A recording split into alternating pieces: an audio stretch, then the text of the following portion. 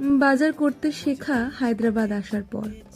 এরকম টাটকা মাছ দেখার অভ্যাস তো সত্যিই আমার নেই, তাই বাজার থেকে যখন এরকম টাটকা টাটকা মাছ নিয়ে এলাম, ভাবলাম পাবদা মাছের ঝালটা বানাই বাটা মশলা দিয়ে। টাটকা মাছ আর বাটা মশলা দিয়ে রান্নাটা একটা আলাদাই স্বাদের হয়।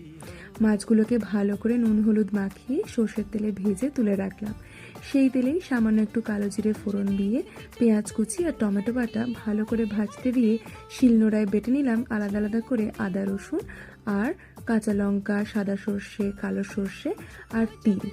ভালো করে সেই মশলাগুলোকে দিয়ে কষিয়ে নিয়ে তাতে একটু দিয়ে দিলাম ঘরে তৈরি করা জিরে গুঁড়ো। গোটা জিরে শুকনো খোলায় টেলে নিয়ে ভালো করে গুঁড়ো করে নিলেই একটা আলাদা রকমের স্বাদ তৈরি হয়, আর ঘ্রাণটা তো আলাদাই আসে। প্রত্যেকটা মশলা যখন হাতে গুঁড়ো করা এবং বাটা, সেই দিয়ে রান্না করার স্বাদটা অতুলনীয়। ভালো করে মশলাগুলো কষে এলে জল ঢেলে ফুটে এলেই মাছ ভাজাগুলোকে দিয়ে ওপর থেকে একটু চেরা কাঁচা লঙ্কা, ধনেপাতা আর সামান্য একটু সর্ষের তেল ছড়িয়েই তৈরি হয়ে যাবে আমাদের এই বাটা মশলা দিয়ে পাবদা মাছ। মা আরও অনেক কিছু রান্না করেছিল, তবে এই পাবদা মাছটা আমার স্পেশাল।